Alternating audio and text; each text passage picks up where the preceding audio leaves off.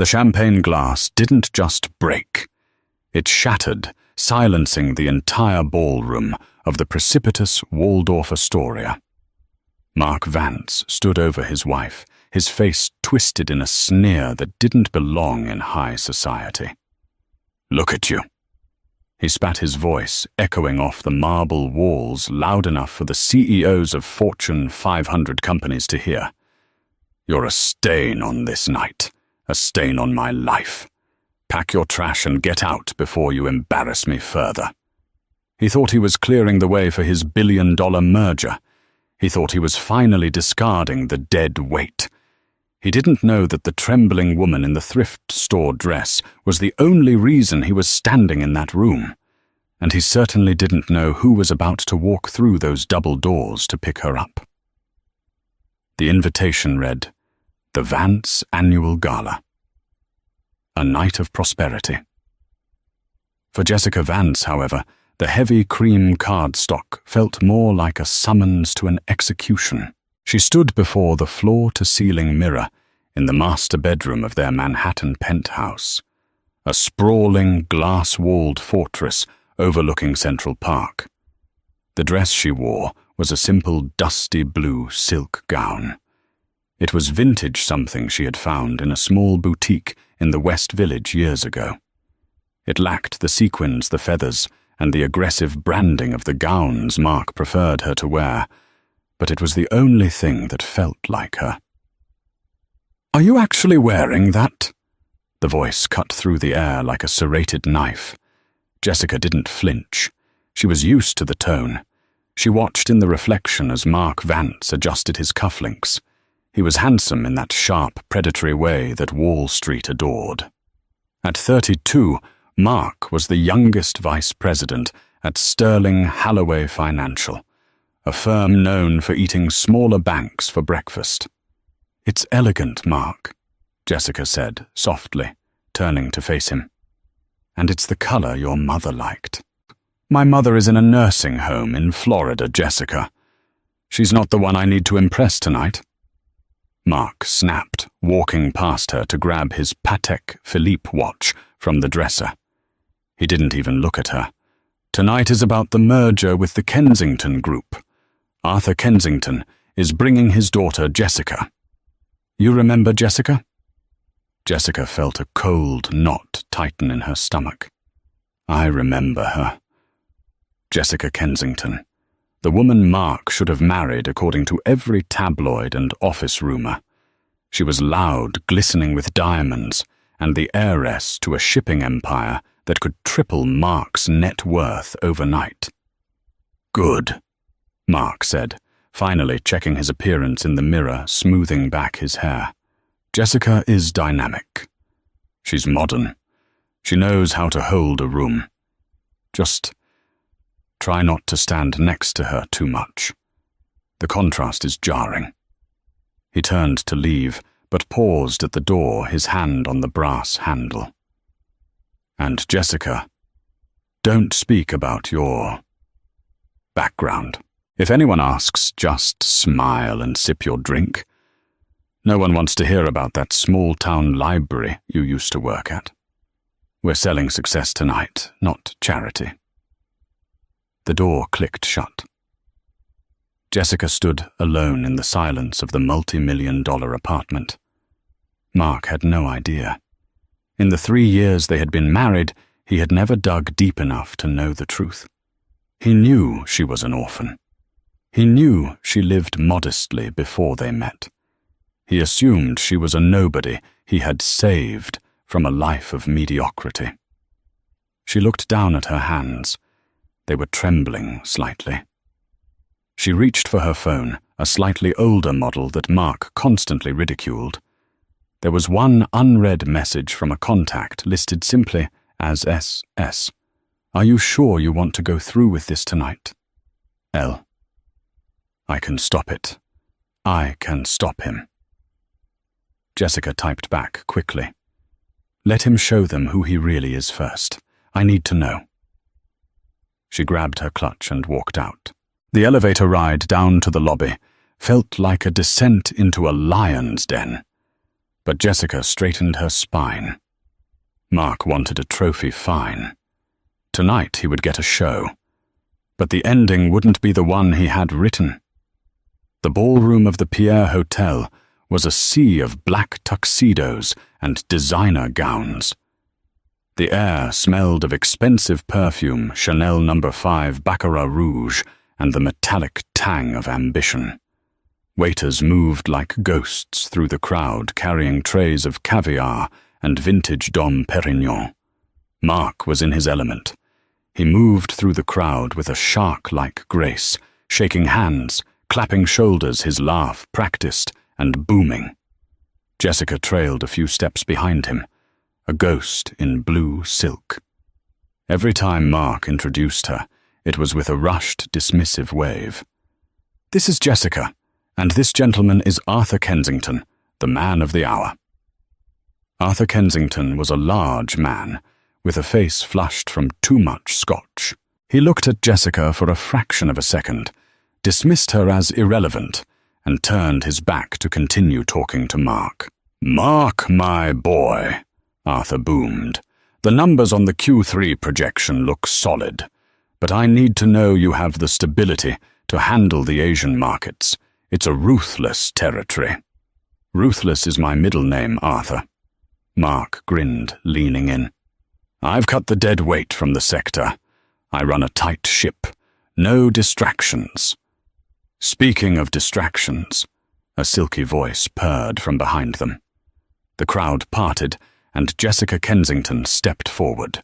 She was wearing a dress that looked less like clothing and more like a weapon, crimson red, backless, and cut dangerously low.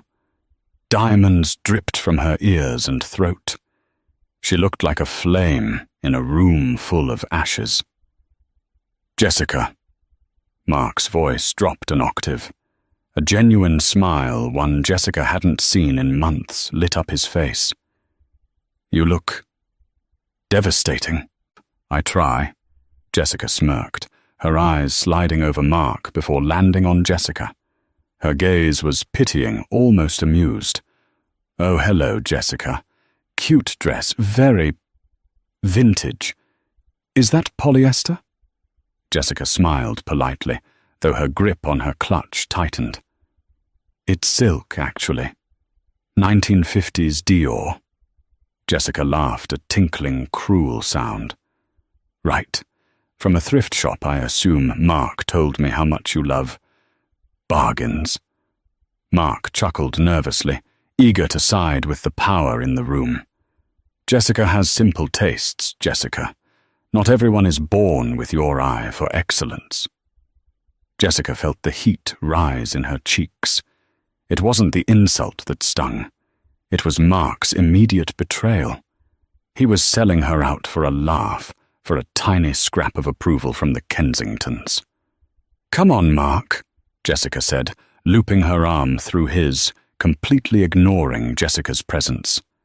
"Daddy wants to introduce you to the senator, over by the bar. You can leave the help here." She didn't mean the waiters. Mark didn't even hesitate. He didn't correct her. He didn't defend his wife. He just looked at Jessica with cold eyes. "Stay here. Don't wander off, and for God's sake, don't drink too much. I don't want to carry you out." They walked away, the red dress and the black tuxedo blending into the crowd of elites. Jessica stood alone near a towering ice sculpture of a swan, feeling the eyes of the other guests on her. They were whispering. They knew. In their world, a wife left standing alone while the husband paraded with an heiress was a dead woman walking. She took a sip of water, her heart pounding. She looked across the room and saw Mark whispering in Jessica's ear. Jessica threw her head back and laughed, placing a hand possessively on Mark's chest. It was then that Jessica saw the text message light up on Mark's phone, which he had left on the high-top table next to her while grabbing a drink. The screen buzzed. "Jessica, when are you going to drop the dead weight? My dad won't sign the deal if you're still tethered to the librarian. He needs a power couple." Jessica watched as Mark returned, picked up the phone, read the message, and looked directly at Jessica across the room. He nodded. The decision had been made. Jessica wasn't just a wife anymore. She was the obstacle, and Mark was about to remove it. The dinner was an elaborate affair. 5 courses each, paired with a wine that cost more than a Honda Civic. The clinking of silver against fine china filled the room. Mark tapped his spoon against his champagne glass. The sharp ting, ting, ting silenced the room. The chatter died down. 200 faces turned toward the head table. Mark stood up, a microphone in hand, looking every bit the master of the universe. "Ladies and gentlemen," Mark began, his voice smooth, projected perfectly through the speakers. "Thank you for joining us tonight to celebrate a record-breaking year for Sterling Holloway. We have conquered markets, we have defied expectations, and tonight we stand on the precipice of a new era with our partners at the Kensington Group." Applause rippled through the room. Arthur Kensington nodded approvingly from the front row. Jessica beamed, blowing a kiss to Mark. Jessica sat 3 seats away from Mark, isolated at the end of the table. She stared at the white tablecloth. "But," Mark continued, his tone shifting to something more somber, more theatrical. "Growth requires sacrifice. To reach the summit, one must travel light. One must shed the things that hold them back." The room went quiet. The metaphor was heavy, clumsy, and cruel. Mark turned his body not toward the audience, but toward Jessica. The spotlight followed him, casting a harsh glare on her face. She blinked, blinded by the light. "Jessica," Mark said, his voice amplified, booming through the ballroom. "We've had a run. But let's be honest with ourselves and with our friends here tonight." He chuckled darkly. "You don't belong here. You never did. Look at you. You're sitting at a table with captains of industry, wearing a dress that smells like mothballs, looking like you're waiting for a bus." A gasp rippled through the crowd. This wasn't just a breakup. This was a public flaying. "Mark, stop," Jessica whispered, her voice trembling not with fear, but with a warning. "Don't do this." "I'm done stopping," Mark shouted, playing to the crowd, seemingly fueled by the adrenaline of his own cruelty. "I'm done pretending that you're my equal. You're a placeholder, Jessica. A mistake I made when I was young and sentimental. But I'm a man now, and I need a woman, not a charity case." He gestured to the security guards standing by the exit. "Escort her out," Mark commanded, pointing a finger at his wife. "She's trespassing on a private celebration." Jessica Kensington was laughing openly now, covering her mouth with a napkin, her eyes dancing with delight. Arthur Kensington looked bored, as if this were just a necessary business transaction. 2 burly security guards in dark suits stepped forward, their faces impassive. They reached for Jessica's arms. "Don't touch me," Jessica said.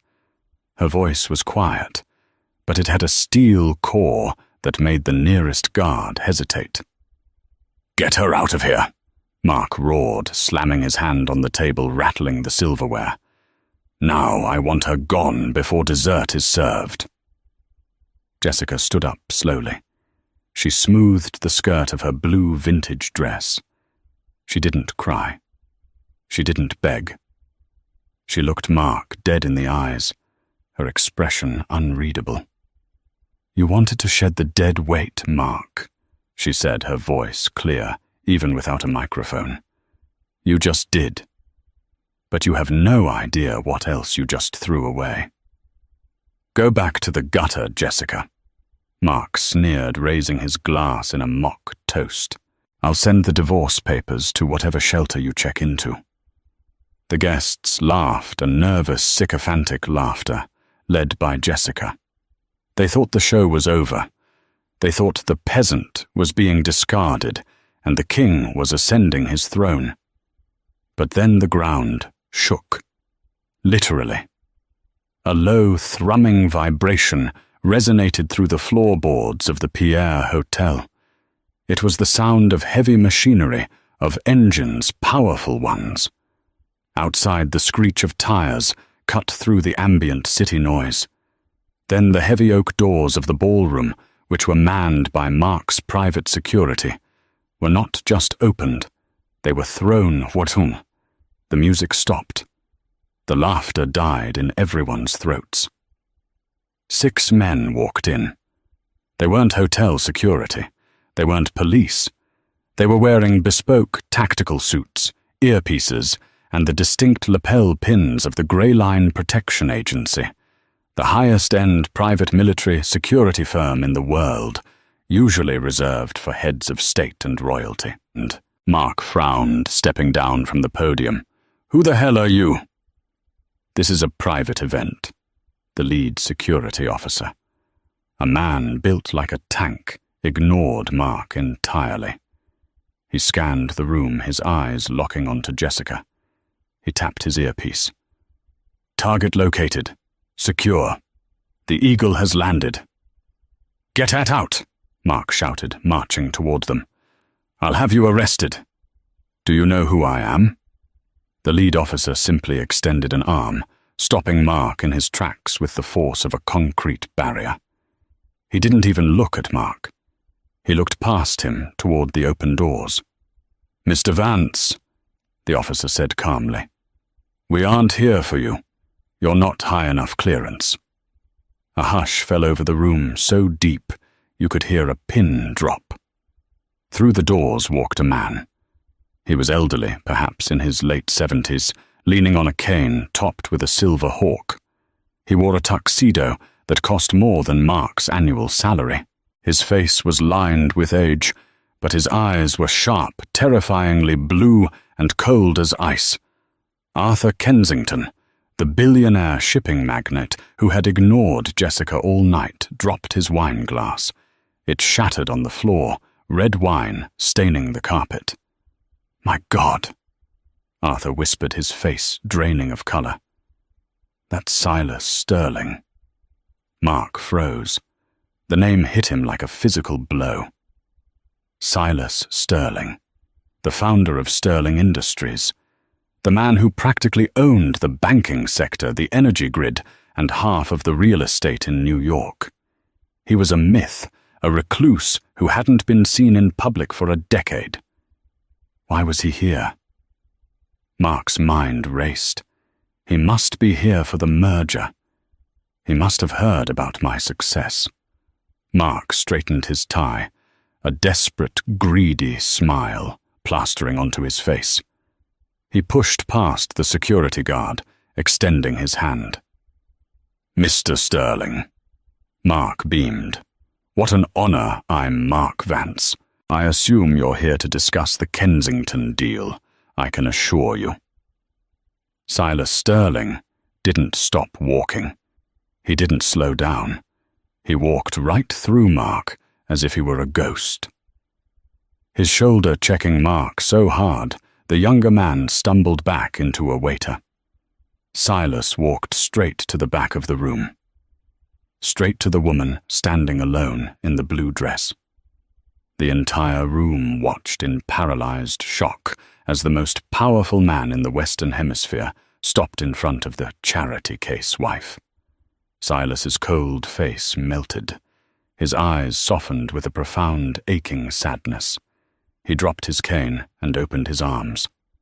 "I'm sorry I'm late, granddaughter." Silas said, his voice trembling with emotion.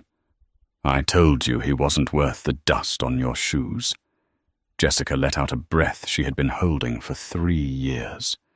She stepped into the old man's embrace. "Hello, grandfather." The silence in the room was deafening. Mark Vance stared, his mouth open, his world crumbling into dust. The ballroom of the Pierre Hotel, usually a cacophony of deal-making and clinking crystal, had become a vacuum. The air was sucked out of the room. 200 of New York's elite stared mouths agape as the charity case in the vintage blue dress was held by the titan of industry. Mark Vance felt his knees buckle. The world was tilting on its axis. "Grandfather," he stammered the word, tasting like ash in his mouth. That's impossible. She's nobody. She worked in a library in Poughkeepsie. She coupons." Silas Sterling released Jessica slowly, keeping a protective hand on her shoulder. He turned his head toward Mark. The movement was slow, predatory, like a lion noticing a buzzing fly. "She coupons," Silas repeated, his voice low, but carrying to the back of the room without a microphone. "Because she was raised to value the dollar, not to worship it. Something you, Mr. Vance, clearly never learned." Silas took a step forward, the tap-tap of his silver-headed cane echoing on the marble. "You said she was a stain on your life," Silas said, his eyes narrowing. "You said she was dead weight. Do you know why Jessica chose to live simply? Do you know why she didn't tell you who she was?" Mark couldn't speak. He shook his head, sweat beading on his forehead despite the air conditioning. "Because she wanted to be loved for her," Silas thundered, the anger finally breaking through his composure. "Not for the Sterling Trust, not for the $50 billion of assets sitting in her name since the day she was born. She wanted to see if a man could love Jessica the woman without the gold plating. And you failed the test in the most spectacular fashion I have ever witnessed." A gasp went through the crowd. 50 billion. Arthur Kensington. The man Mark had spent 2 years courting for the merger looked as if he were about to have a stroke. He shoved his way past his daughter Jessica. "Mr. Sterling." Arthur choked out, his voice high and pitchy. "Silas, please, I had no idea. If I had known Mrs. Vance was of your bloodline, I would never have—" "You would never have what Arthur," Jessica spoke up. She stepped out from behind her grandfather. Her posture had changed. The slump was gone. Her chin was high, her eyes dry and fierce. She looked at Arthur Kensington, then at Jessica. "You wouldn't have laughed?" Jessica asked softly. "You wouldn't have sneered at my dress? You wouldn't have let my husband throw me out like garbage?" Jessica Kensington, realizing her prize catch was rapidly sinking, tried to salvage the situation. She stepped forward, flashing a trembling smile. "Jessica, darling, you have to understand. It was just a misunderstanding. Mark told us—" "Do not speak to her," Silas snapped. "You are not in her tax bracket, and you certainly aren't in her class." Silas turned back to Mark, who was now trembling visibly. "Mark," Silas said, his voice dropping to a terrifyingly conversational tone. "You work for Sterling Holloway Financial, correct?" Yes, Mark stuttered, trying to find his footing. "I'm the vice president of the Northeast Division. I've made the company millions, Mr. Sterling. My numbers—" "Your numbers are irrelevant," Silas cut him off. "Do you know why it's called Sterling Holloway?" Mark blinked. I assumed it was a legacy name. From the founders." "Holloway was a partner," Silas said. "Sterling is me. I own the holding company that owns the bank that owns your firm. I am the chairman of the board. I am the majority shareholder."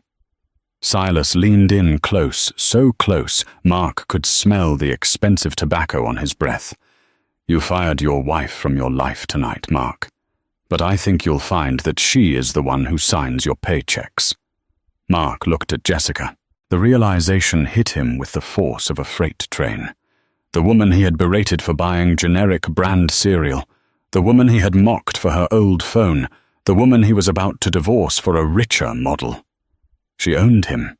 She had always owned him. "Jessica," Mark whispered, reaching out a hand, his eyes wide with panic. "Baby, please. I was stressed. The merger. The pressure. You know I love you. I was just putting on a show for them. It was strategy." Jessica looked at his outstretched hand, the hand that had pushed her away minutes ago. She didn't take it. Instead, she reached into her clutch, the cheap clutch Jessica had made fun of, and pulled out a folded document. "Strategy," Jessica repeated. "Funny you should say that, because I have a strategy too." She tossed the papers at his chest. They fluttered to the floor. "These are the divorce papers you threatened me with," Jessica said coolly. "Except my lawyers drafted them this morning. And unlike the ones you were planning, these don't leave me with nothing." She looked at the security guards who were still standing there, unsure of what to do. "Gentlemen," Jessica said to the Grey Line agents, "please remove this trespasser from my grandfather's hotel. He's ruining the ambiance." The humiliation of the ballroom was only the appetizer. The main course was served the following morning. Mark Vance hadn't slept. He had spent the night in a frantic spiral, calling every contact he had, trying to get a hold of the board of directors, trying to spin the narrative. It was a domestic dispute, he told them. Personal matters won't affect the merger. But when he swiped his keycard at the glass turnstiles of Sterling Halloway's headquarters at 8:00 a.m., the light didn't turn green. It turned red. Access denied. "Must be a glitch," Mark muttered, wiping sweat from his upper lip. He tried again. Access denied. "There's no glitch, Mr. Vance." Mark turned to the head of corporate security, a man named Miller, who usually greeted Mark with a salute, standing there with a cardboard box. "Miller," Mark said, forcing a laugh. "My card is acting up. Let me through. I have a 9:00 a.m. with the Kensington team." "You don't have a 9:00 a.m., Mark," Miller said, dropping the cardboard box at Mark's feet. "And you don't have a job. You can't fire me," Mark shouted, his voice echoing in the marble lobby. "I'm the VP. I need a hearing. I need to speak to the CEO. The CEO is waiting for you in the boardroom," Miller said, stone-faced. "They cleared you for a 10-minute exit interview. Take the box." Mark grabbed the box, his face burning as the junior analysts people he had bullied for years watched him from the reception desk, whispering. He marched to the elevator. He would fix this. He was Mark Vance. He was the golden boy. He would explain to the CEO that Silas Sterling was just a senile old man meddling in business he didn't understand. The elevator doors opened on the 40th floor. The boardroom. Mark burst in. "Listen to me. We cannot let personal family drama derail $1 billion merger. I have the Kensingtons eating out of my hand." He stopped. The long mahogany table was occupied, but it wasn't the usual board members. At the head of the table sat Silas Sterling. To his right sat a team of lawyers who looked like they cost $5,000 an hour. And in the CEO's chair, Mark's dream seat, sat Jessica. She wasn't wearing the vintage dress today. She was wearing a sharp, tailored white power suit that looked like it had been cut from diamonds. Her hair was slicked back. She looked every inch the billionaire heiress. "Sit down, Mark," Jessica said. Her voice wasn't the soft murmur of the wife who asked what he wanted for dinner. It was the voice of authority. Mark slumped into the chair at the opposite end of the table. "Jessica, you can't be serious. You're playing CEO. You don't know the first thing about finance." "I have a master's in economics from Wharton." "Mark," Jessica said, flipping through a file in front of her. "I earned it under my maiden name. I never told you because you never asked. You were too busy explaining basic math to me whenever I tried to budget our household." Mark's jaw dropped. "Let's review your tenure," Jessica continued, sliding a sheet of paper down the table. "You claim to be a top performer, but looking at these audits, It seems you've been funneling high-risk subprime loans into the Kensington portfolio to artificially inflate your quarterly bonuses. Is that correct?" Mark went pale. That's standard industry practice. Everyone does it. Not at sterling companies. Silas interjected his voice like gravel. "We don't gamble with other people's money. That is fraud." "I was going to fix it after the merger," Mark pleaded. "Arthur Kensington wouldn't care as long as the stock price went up." Speaking of Arthur, Jessica pressed a button on the speakerphone. "Arthur, are you there?" "I'm here, Miss Sterling," came the nervous voice of Arthur Kensington. "Mark claims you were aware of the risk profiles in the portfolio," Jessica said, staring dead at Mark. "That's a lie," Arthur shouted over the phone. "He told me the assets were A-rated. He defrauded us. I'm pulling the deal, Jessica, and I'm suing him personally for misrepresentation." Jessica hung up the phone. The silence in the room was heavy. "So," Jessica said, leaning back. "No merger, no bonus, and a lawsuit from one of the biggest shipping magnates in the world." "Jessica, please," Mark cracked. He slid out of his chair and fell to his knees. "I'm your husband. We had good times, didn't we? Remember the trip to Cabo? Remember our first Christmas? Don't let them destroy me. I'll sign whatever you want. I'll change. I'll be the man you wanted." Jessica looked at him. For a second, her eyes watered. She remembered the man she thought he was. But then she remembered the ballroom. She remembered the dead weight. "You're right, Mark," she said softly. "I do remember. I remember I bought you a watch for our first anniversary. It took me 6 months of saving from my library salary. You returned it the next day, because it wasn't a Rolex." She stood up and walked over to him. She looked down at the man who had made her feel small for 3 years. "I'm not destroying you, Mark. You destroyed yourself. I'm just balancing the books." She signaled to the lawyers. "The forensic audit of your accounts starts today," Jessica announced. "We're freezing your assets pending the investigation into corporate fraud. The apartment is in my name. Grandfather bought it through a shell company as a wedding gift, even though you thought you were paying the mortgage to a bank. You have 24 hours to vacate." "Where am I supposed to go?" Mark wept. "I have no money access. My cards are frozen." Jessica turned her back on him and walked toward the window, looking out over the city that her family practically built. "I hear the library in Poughkeepsie is hiring," she said. "They value simple people." "Get him out," Silas commanded. Miller, the security chief, stepped in and hauled a sobbing Mark Vance out of the boardroom. As the doors closed, Silas looked at his granddaughter. "You handled that well, but the Kensingtons are still a problem. Jessica insulted you. Arthur enabled it. We can't let that slide." Jessica turned from the window. The sadness was gone. A cold, calculated determination replaced it. "Oh, don't worry, grandfather." She smiled, and it was a smile that would have terrified a shark. "I'm not done. Jessica wanted a power couple. I'm going to show her what real power looks like. We're buying the Kensington Group. Hostile takeover." Silas grinned, tapping his cane. "That's my girl." If Mark Vance's fall was a sudden crash, the destruction of the Kensington dynasty was a slow, suffocating stranglehold. 3 days after the disastrous gala, the atmosphere inside the Kensington Global Shipping headquarters in Lower Manhattan was hysterical. Arthur Kensington was pacing the length of his boardroom, his face a dangerous shade of purple. "What do you mean, acquired?"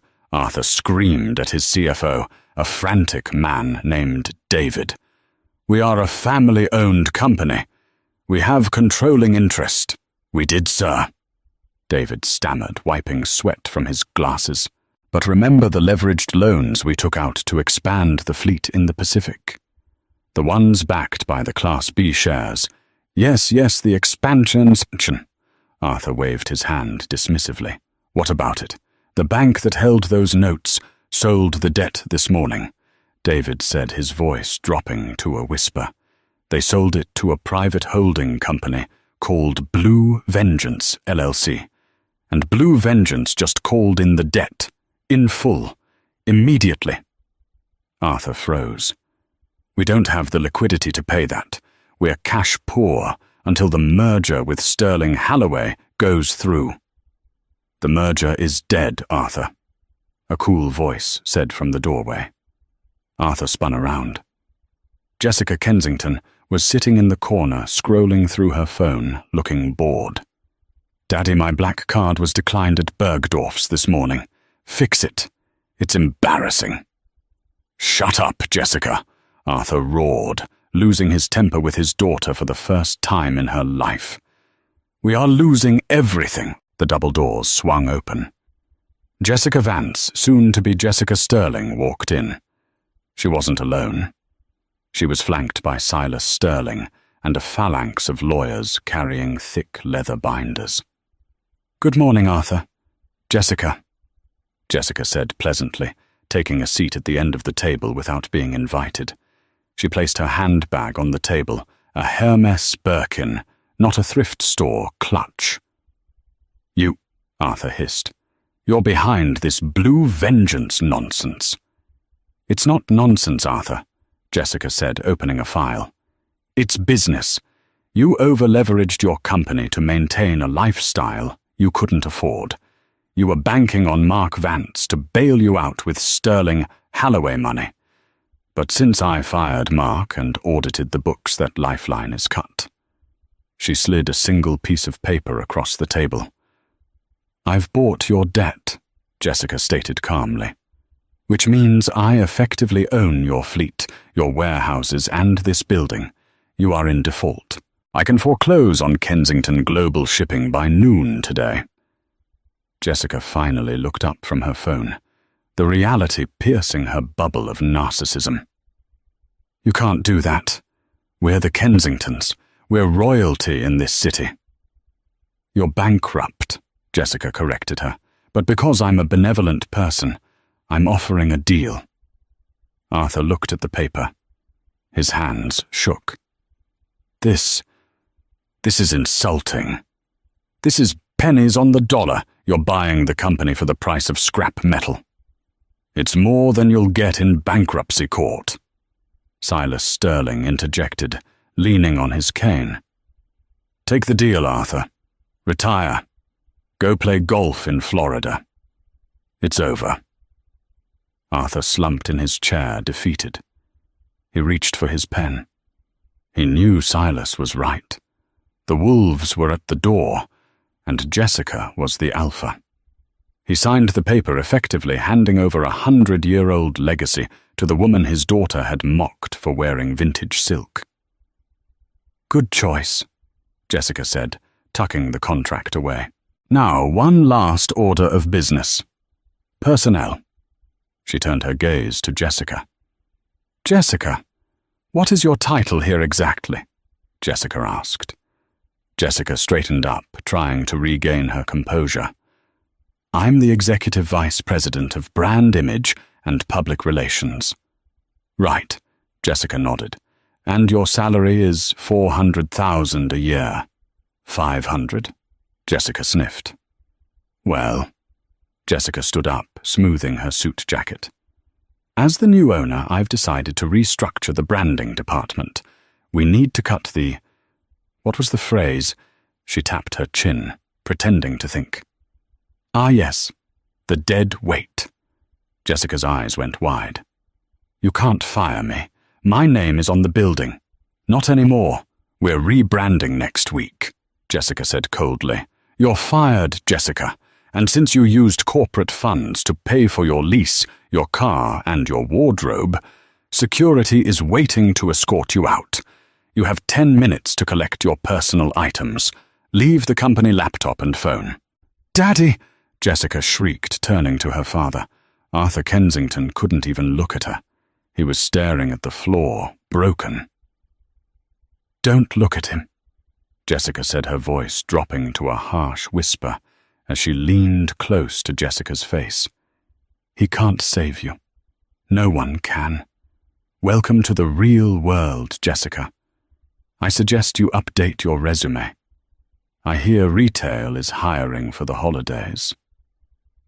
Jessica turned and walked out of the boardroom, leaving the Kensingtons in the ruins of their own arrogance.